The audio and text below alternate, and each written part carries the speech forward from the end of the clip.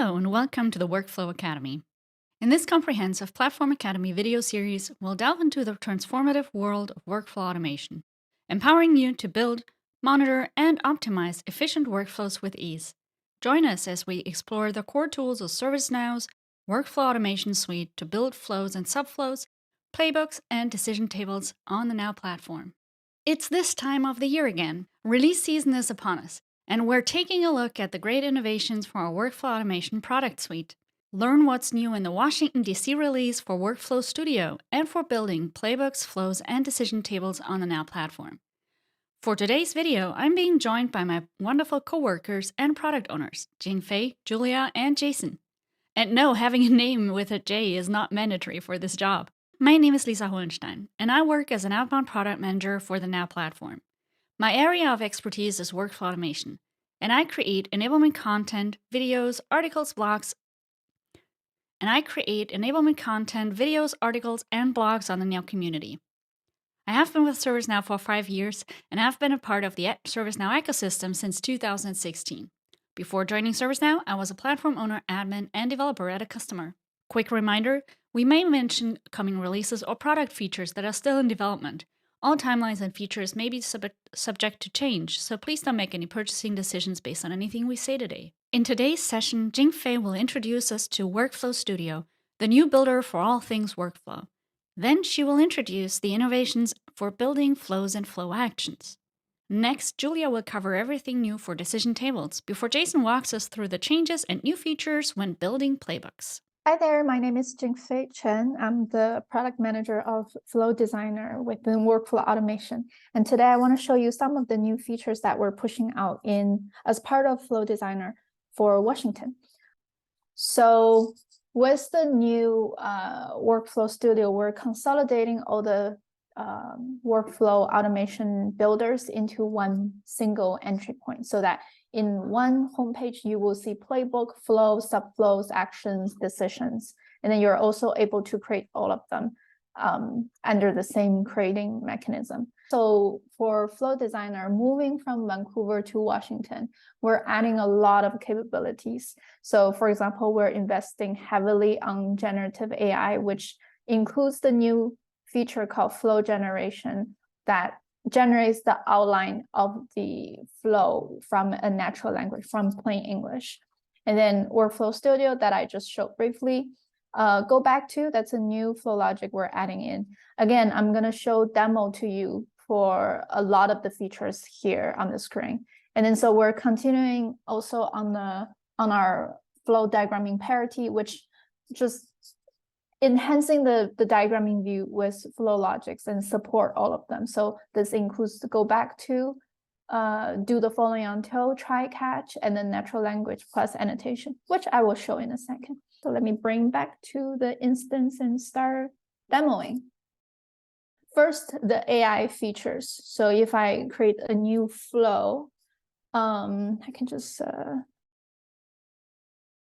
So I'm being presented with the new screen where I have the option to build with analysis and build from scratch, so I can tackle back and forth. But under build with analysis, I was given this field where I can just describe what I want the flow to achieve. If you don't know what to write in here, there are a few examples underneath that you can try, but I'm not going to try those examples. Let me see if I can give you another example. Here we go. And if I click on build with analysis, what it does is actually sending that English sentence and back to our Now LLM. That's the LLM that ServiceNow owns. And we're not sharing your data to anybody else, but the model is trying to understand that language and then come up with a flow structure that makes sense for it, right? So in the sentence, I basically said, develop a flow to automate user authentication and access provisioning. And so it's not very detailed, but it's kind of like on a business level description. And then in the flow generated, it has some lookup record that probably gonna look up some user record and check if statement to check their authentication based on role. And if their role is this, and then add user to group. Else, if another condition is met, maybe remove the users and then add them to a different group. So this is like the replacing role change or department transfer, right? And then send some notification and then update like status to somewhere. And then, or if another condition met, then maybe add user to a different group. So it's generating a scenario that is probably appropriate for this particular sentence that I put in. The reason why it's generating some placeholder is this particular instance that I'm demoing from does not have a lot of the spoke actions included. So if it's the LLM is recommending a spoke action, if I'm doing this in an environment, it does have those actions installed, then it will show actually those installed actions. Okay, so that's the first feature I want to demo. The second feature I want to demo, let me just look at my note, is actually, let me start from scratch. I'm gonna create a new flow. And I'm gonna just say this is demoing or demo the go back, try catch, natural language, etc. Okay, so I'm gonna create a different flow to demo those. So for example, let's say before I added anything, you see that our banner is a little bit revised. So let's say in this flow, I want the trigger to be, incident created. So I'm gonna have a created trigger, and table should be incident with a condition. I'm gonna say active is true and assignment group it's empty. Okay, so that's going to be my condition. So any new incident so let's make sure the trigger stay like this, and then I'm gonna add a new action, which is gonna be the try. Actually, that's a flow logic, my bad. Okay, so and now I'm gonna toggle everything over to the diagramming view so that you see from diagramming view, this is host supported. I'm gonna author the flow from the diagramming view from now on. But in the try, let's try to add a integration step. So I'm gonna say connect. I think it's under connect spoke and send message to task, sure. And then as part of our go back to, we can actually go back from the catch, right? So this is the fashion that we're representing try catch. Try something and then it doesn't work, then this is the catch and then this is the branch within the catch. We can actually say, okay, we want to go back to from the catch and then where we want to go back to, right? The destination, we can say, okay, we want to go back to the beginning of try and retry everything. And then I'm going to just say, oh, we want to retry the integration step with connect. I think that's what it is. Right, and then you will see the annotation. That's natural language annotations also supported on diagramming, right? I also have another toggle here, actually two toggle here that says if I want to display less detail, right? So the details means the conditions. If I don't want to display all that detail, and then if whether or not I want to display the annotation, so I can really configure what I'm seeing on the screen. Let's say I'm gonna show the annotation and then the print, it all works together. So the print is actually gonna comply to whatever configuration I have in here. So maybe I just want to show annotation and not the details. And then because I want to present this to a non-technical audience, right? So I can export it in such a way that's most appropriate for my audience. All right, let's continue there. So I showed you try catch and go back to on diagramming. We also add support for do the following until. And so it's represented in a loop fashion. So do the following and then whatever is in the middle and then until and then loop back. Let's say I want to just create an incident or actually create a create something, create a record.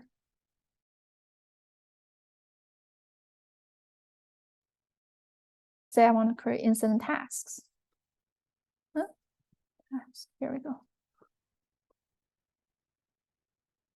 And then I can keep doing that. And then based on a condition, I can create incident tasks based on a condition. So I can say, okay, create task and then incident tasks. Let me start from the beginning. So create incident tasks. And then, oh, actually, yeah, I can say, okay, create a task if the knowledge is false, right? So maybe I can just create an incident task to create a knowledge from this incident, something like that. So I can keep doing that until the condition is met. Of course, by toggling over the details, I will see that the condition is displayed on the surface so that I can view the whole flow and the details with it on a one single glance view.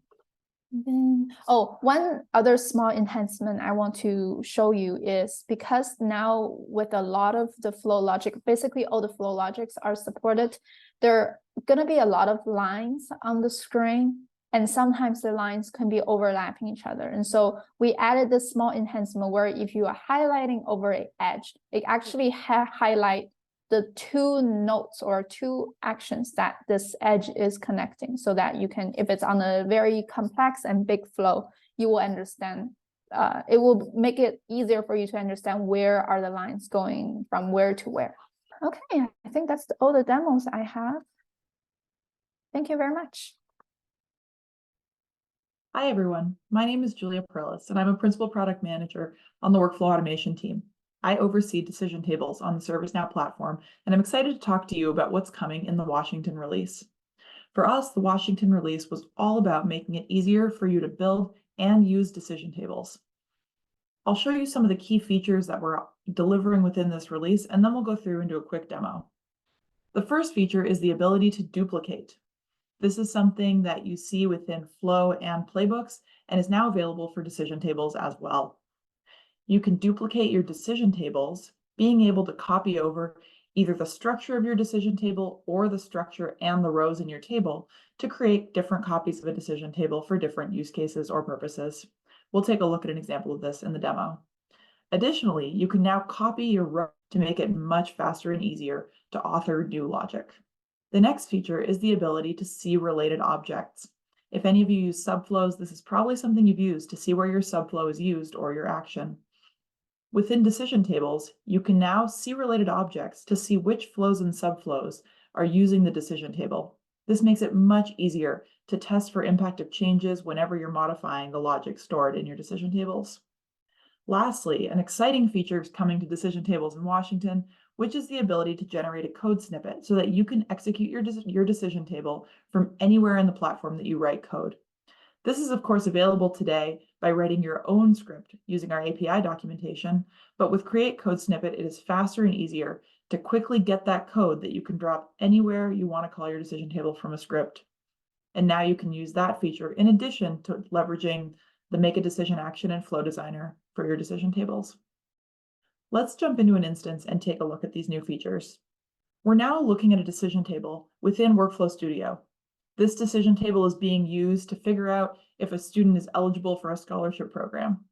We have their age at the program start, their assessment score, and their application country as condition columns that are going to be used to define the logic. And then the decision table will return whether someone's eligible for the program or not. This decision table is being used for applicants in the US and Canada. Let's use the duplicate decision table feature to create another version of this decision table for students who are in Europe. You can see duplicate decision table here in the overflow menu. And we have a few options. We can rename the new decision table. Here we'll just call it Scholarship 1 Eligibility in Europe. We can change the scope if we'd like for the new decision table. We can choose if we want to duplicate the draft or published versions if they're different. And lastly, we can choose whether we want to include the decision rows or not. In this case, The logic and the rules in the decision table is going to be different for this European program than it is for the US and Canada program, so we'll choose not to include decision rows. When you duplicate a decision table, it opens the new decision table in a new tab in Workflow Studio. As you can see here, we have the same input and result column and the same condition columns, and you can use this base to start authoring rules for new countries. In this example, we might want to have a few different eligibility statuses for different ages depending on the country. So we may say if the applicant is going to be less than 16 in the UK, then they're not going to be eligible. But we may want to say that in other countries at less than 16, depending on an assessment score, they will be eligible. In this case, we can leverage the duplicate row feature. If you hover over any row in a decision table, you'll now see this duplicate icon. When you click it, it will copy down the data from the row above into the next row. Now we can say for this different country, if the student is less than 16, we can start filling out the assessment score and change the country, and use this pattern to more quickly author our decision table now that we no longer have to click and specify this first value. You can also duplicate a decision row by using the duplicate option in this menu. You can see that here below the ability to add rows above and below. Whenever you duplicate a row, it will add the new row below the row you duplicated. The next feature we're going to take a look at here is the ability to see related objects. In this decision table, we haven't yet used it in a flow, but if I go back to the original decision table, we can go to the overflow menu, click See Related Objects, and see this decision table in two flows. This is particularly helpful because if you make changes here to your decision table, you may want to double check where it's being used. In this case, we can click into the application review flow, and that will take us right to the flow in a new tab in Workflow Studio. Lastly, let's talk about the final feature, the ability to generate a code snippet for a decision table. In this example, the flow is triggered when the scholarship application is created, and it's run through a decision table for eligibility to determine whether the applicant is eligible for the program or not. If they're not eligible, we'll send a notification and update their record. And if they are eligible, we'll send a different notification, update the record, and send a task. In this case, we may want to send a notification with an email where the email content depends on their age at the program start. The email may contain a form, and that form might be different if they're over a certain age or under a certain age. We want to be able to dynamically change that link within the email template itself, and we can do that by putting a decision table into a script that we then leverage in that email. We won't look at the full extent of this use case on this demo, but what I will show you is the ability to access that code snippet for the decision table. We have a decision table here where if the applicant is less than 18, they might get one form, and if they're greater than 18 or 18, then they'll get this different form. And from here, we can go create code snippet and see that this code snippet with our specific inputs and result elements is automatically generated. In other use cases where you want to have a decision table that executes to return all decisions that match, unlike this code, which is only going to return a single result, you can click over to the other tab and get the different version of our execution code using the API that does multiple evaluations and a code that includes the for loop here. From here, you can copy the code and use it anywhere on the platform that you are writing script. You can also learn more about our API documentation from this modal. So thank you all for watching. That's a quick overview of the new features coming for Decision Builder in Washington. We hope you enjoy them and that they unlock new use cases for you all. Thanks so much. Hi, everybody. My name is Jason Lefever. I'm a manager with the platform workflow automation team. Today, I'm going to be talking about the new features that we've delivered in the Washington, D.C. family and our Store 1 release, which is Process Automation Designer version 25.1, as well as Playbook Experience Bundle version 25.1. One thing that you'll notice is we have started to make mention of Playbooks and Playbook Experience and have stopped mentioning Process Automation Designer. We are going through a change in our naming. So we will be, from here on out, referring to Process Automation Designer as Playbooks.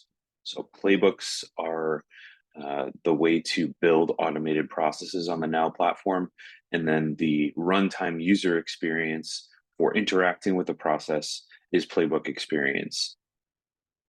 One of the features that we delivered in Washington is the ability to restart. This has been highly requested for a number of releases, and so we were able to deliver it in Washington. Again, you will need to install our version 25.1 store releases to take advantage of these new features. So now you can configure your playbooks to be able to restart. So at the playbook properties level, you need to flag your playbook to be able to restart or not. And then for each stage and activity of your playbook, you can set a restart strategy, whether it's not to restart at all, to always restart every time you rewind to that point and carry forward, or to only run in a restart type of scenario. So on the design time side, the playbook author has the ability to configure which parts of a playbook can or cannot restart. And then in runtime, users that are interacting with the playbook to achieve some kind of outcome, resolving cases, responding to incidents, fulfilling requests, will be able to invoke restart actions from either the playbook menu, the actions menu, the stage actions menu, or within an activity within the activity actions menu. And what this will do in runtime is essentially rewind to the point where you're restarting from, allow the user to review the information that was entered at that point, and then move forward. Note that changing information in a restart scenario may route the playbook to a different place, but that might be a good thing. So this is one of the major features we delivered in Washington. The other is our integration with Service Portal. So playbooks are a seismic component. They are built and configured in the runtime experience is configured in UI Builder. And up until Washington, we integrated with Workspace. We had a mobile friendly page that integrates with the Now mobile app. And you can add a playbook to any custom UI Builder page. So whether you're just building a complete screen takeover page or implementing some kind of wizard and presenting in a modal, as long as it's seismic, you can embed your playbook component there. With the introduction of this service portal integration, you can now present playbooks to external users or end user requester type of personas. So the way that this works is we have an out of the box page that has an out of the box portal page that has the playbook component embedded as an iframed widget. And so you also are able to create what's called a playbook content item. These content items are searchable on the portal. They can be presented on a portal page, and so the user can select them. So for example, request a laptop. If you have a content item presented there, that will redirect to the playbook page. From the initiation of the request, the user is interacting with the playbook. And that way the user can complete work that may be required of the end user. And then on the workspace side, you've got the fulfiller type of persona that's completing work that's required for the fulfiller. But the end user and the fulfiller alike will see the progress of the lifecycle of the particular request that's being processed. So there are a number of use cases that are going to be released this year using the portal capability. Several of them focus in our customer service and industry workflows spaces, such as onboarding, complaint case, a number of claims type of scenarios within insurance and such. So look forward to seeing customer adoption and additional app BU use cases that leverage this portal integration. Well, that's it for now. I hope you've enjoyed learning about the new playbook features for Washington. Just one more reminder, when upgrading to Washington, not only do you need to upgrade to the family release, you also need to install Process Automation Designer Store App version 25.1, as well as Playbook Experience Bundle version 25.1. We hope you enjoy the features, and we'll talk again next time. Thank you. If you liked this session, please upvote this video. And whether you liked it or not, this survey is your chance to provide feedback or comments about this academy. I'm looking forward to reading your feedback.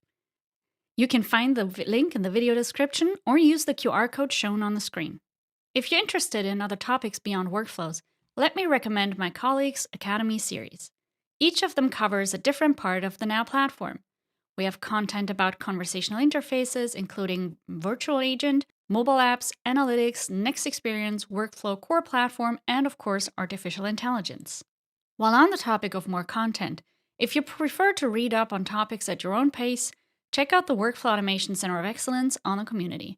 I've collected resources and links, and I'm regularly publishing new articles with best practices, FAQ, and guidance around flows, playbooks, and decision tables. Thank you for choosing to spend some time today to learn about workflow automation on the Now platform. Thank you for providing your feedback and questions to help us make these sessions better for you. Until next time, bye!